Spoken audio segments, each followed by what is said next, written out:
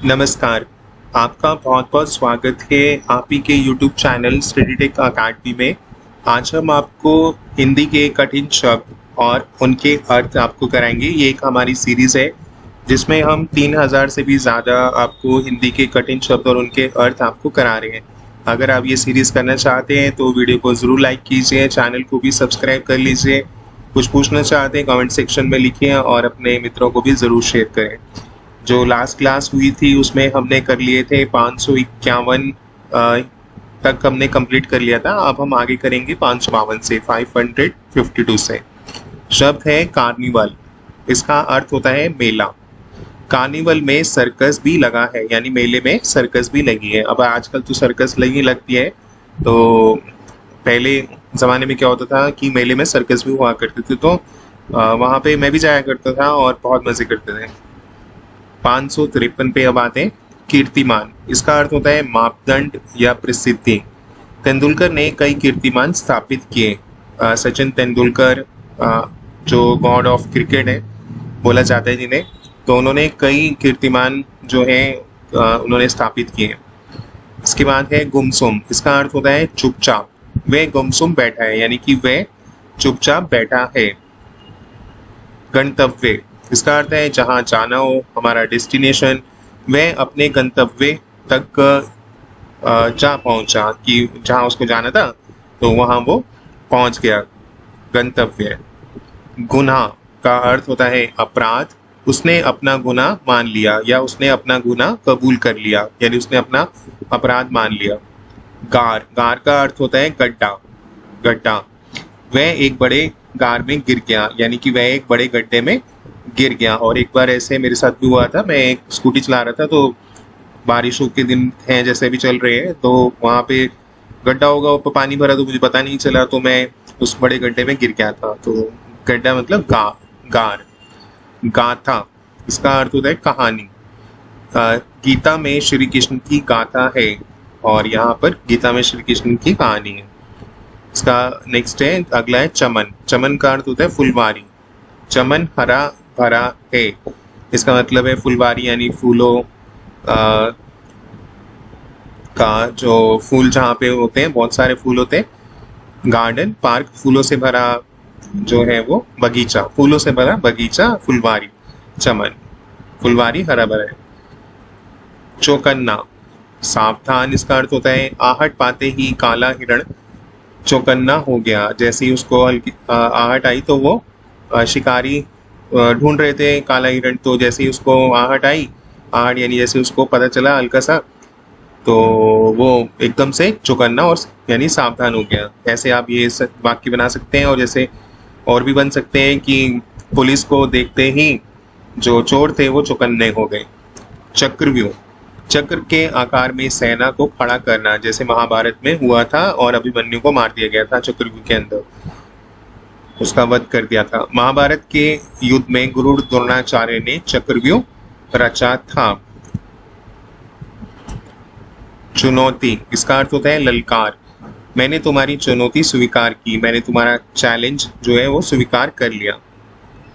छवि। छवि का अर्थ है तस्वीर। उसकी छवि मेरे दिल से उतर गई, यानी उसकी जो तस्वीर थी वो दिल से मेरे उतर गया, उसकी छवि।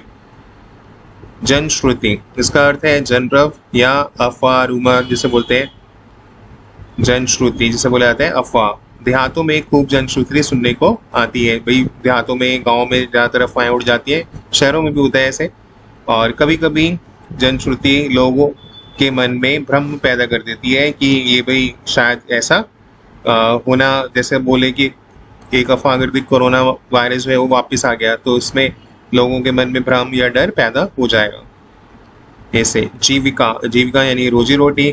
वह अपनी जीविका बड़ी कठिनाई से चलाता है, यानी वह अपनी रोजी रोटी बड़ी कठिनाई से चलाता है या कठिनाई से कमाता है, ऐसे भी हो सकता है। दंत कथा। लोक प्रचलित कथा जो चिरकाल से चलती आ रही।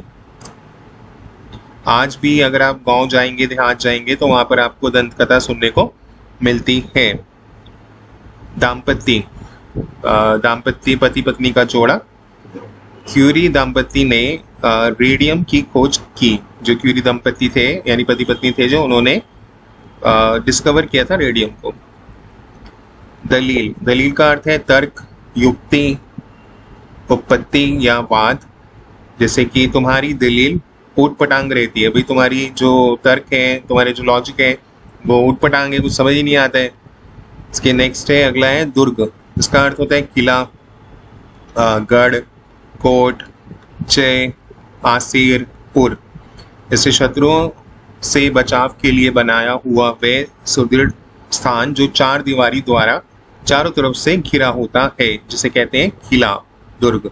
जैसे कि राजा महाराजों के टाइम में मुगल कालीन किले जो थे वो स्थापत्य कला के अच्छे नमूने हैं, वहाँ पर आपको कारीगरी मिलेगी उन पे। नेक्स्ट है, अगला है नदारत। इसका अर्थ होता है गायब।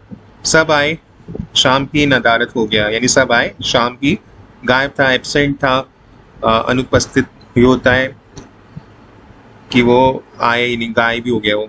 नाच, इसका अर्थ है गर्व। हमें अपने देश पर नाच है, हमें अपने देश पर नाच है, यानी अपने देश पर गर्व है। निराधार, इसका अर्थ है आधारहीन, जिसका कोई आधार ही ना हो, निराधार। तुम्हारा आरोप बिल्कुल निराधार है, यानी इस जो तुमने आरोप लगाया उसमें कोई भी सच्चाई नहीं है, निराधार है वो। इसके बाद है पुनरावृत्ति, दोहराना यानी रिपीटिशन। अतीत की चीज़ों की पुनरावृत्ति मत करो, जो पहले हो चुका उसको बार बार मत दोहराओ। पंथी का अर्थ होता है राही। इस राह में बहुत कम पंथी जाते हैं, यानी ये एक ऐसा दुर्गम मार्ग है जिसमें बहुत कम राही जाते हैं, यानी जो पंथी हैं बहुत कम जाते, गिर जाते हैं, इस रास्ते से बहुत कम लोग जाते हैं क्योंकि ये दुर्गम मार्ग है। पाथ्य, रोगी का आहार।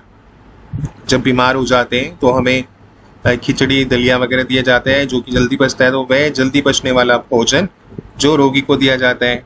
और इसका वाक्य देखो, पाथ्य देखकर ही रोगी की भूख मर जाती है। भाई पहले से ही वो बीमार हो, उसको खिचड़ी दलिया खिलाएंगे तो देखकर ही ऐसा आहार, तो उसकी भूख मर गई।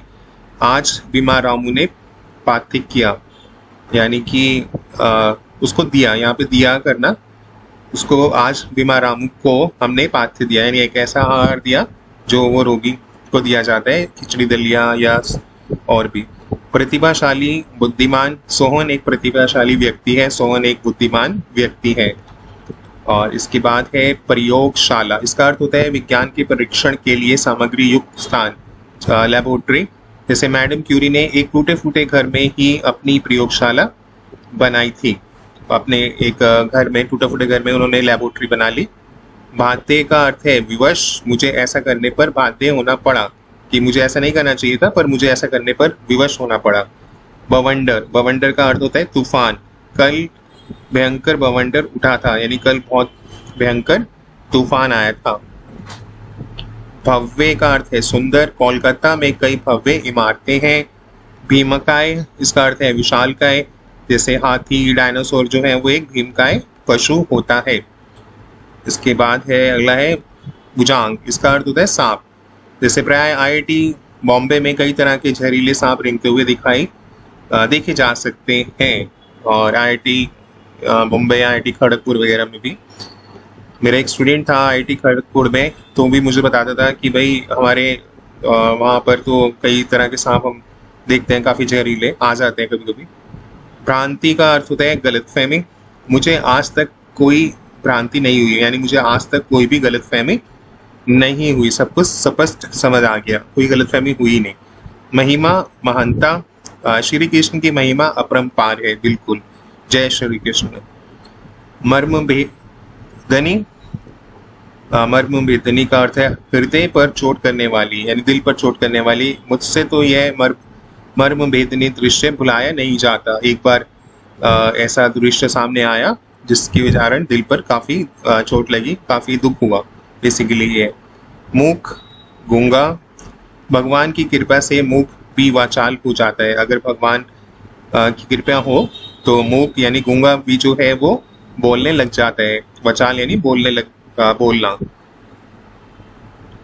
कि अगर भगवान चाहे तो वो ध्वनि दे सकते हैं, आवाज़ दे सकते हैं, किसी को भी जो वो गूंगा है उन्हें भी वो आवाज़ दे सकते हैं। मृदुल मधुर, उसका स्वभाव अत्यंत ही मृदुल है, यानी उसका स्वभाव अत्यंत ही मीठा है, मधुर है। योगदान, मदद करना, हेल्प करना, मेरे हर क्षेत्र में उनका योगदान रहता है, या मैं हर क्षेत्र में उनका योगदान करता रहता हूँ, ऐसे भी आप बना सकते हैं। रक्त रंजित, खून से सना हुआ, खून से भरा हुआ, उसका शरीर रक्त रंजित था, उसका शरीर खून से सना हुआ था, एक्सीडेंट हो गया था, दुर्घटना के बाद जो ब्लड था वो काफ़ी तेज़ी से फ्लो कर रहा था, तो पूरा जो शरीर था वो रक्त रंजित हो गया था, खून से सना हो गया था। लालसा का अर्थ है इच्छा, तुम्हें देखने की बहुत दिनों से लालसा थी, यानी तुम्हें देखने की बहुत दिनों से इच्छा थी। लम्हा, इसका अर्थ है पल, विरह का लम्हा कटते ही नहीं कटता, विरह यानी कि जब समय व्यतीत ना हो तो, और जैसे श्री कृष्ण जब द्वारकाधीश चले गए थे तो उसके बाद उनकी याद में, उनके विरह में जो लम्हा था, पल था, वो कटते ही नहीं कटता था राधा का। और इसके बाद है लोकोक्तियाँ, कहावतें या कहावत। उसने आज एक बहुत सुंदर की लोकोक्तियाँ सुनाई, यानी उसने आज एक बहुत सुंदर कहावत सुनाई। वारिस, उत्तराधिकारी, उसकी संपत्ति का कोई वारिस नहीं बचा, यानी उसकी संपत्ति का कोई उत्तराधिकारी नहीं था, अब वो चैरिटी मिल जाएगी उसकी संपत्ति। व्याख्यान, भाषण, सभागार में व्याख्यान चल रहा है, यानी सभागार यानी मीटिंग में भाषण चल रहा है। विषाद, दुख, यह बात सुनकर मुझे अत्यंत विषाद हुआ, यह बात सुनकर मुझे बहुत, अत्यंत यानी बहुत ज़्यादा दुख हुआ। और इसके बाद है विवरण, विवरण का अर्थ होता है वर्णन, इतना विवरण मुझसे देना ना बनेगा, भाई मैं इतना ज़्यादा वर्णन नहीं कर सकता। विचरण यानी घूमना, मैंने कई स्थानों का विचरण किया है, मैं कई जगह पर घूमने गया हुआ हूँ। शिक्षाविद यानी शिक्षा शास्त्री, आचार्य सत्यनारायण लाल एक बड़े शिक्षाविद हैं, यानी शिक्षा के शास्त्री हैं, बहुत बड़े टीचर। शौर्य, वीरता, उसके शौर्य का कोई ठिकाना नहीं है, यानी उसकी शौर्य गाथा जो हमारे जैसे भारत के सैनिक है वो काफ़ी वीर है, उनकी शौर्य गाथा हम जन्म जन्म तक भी गाएं तो वो भी नहीं पूरी होगी। संस्कृति, आचरणगत परंपरा, आज भारतीय अपनी संस्कृति भुलाते जा रहे हैं, भाई वेस्टर्न कल्चर को हम अपना रहे हैं पर अपनी संस्कृति को भी भूल रहे हैं कुछ लोग, सभी नहीं पर कुछ लोग। स्तंभ, इसका अर्थ होता है खंबा, साहित्य समाज का एक बड़ा स्तंभ है, एक साहित्य जो है, लिटरेचर जो है वो सोसाइटी का एक बहुत बड़ा खंबा है, पिलर है।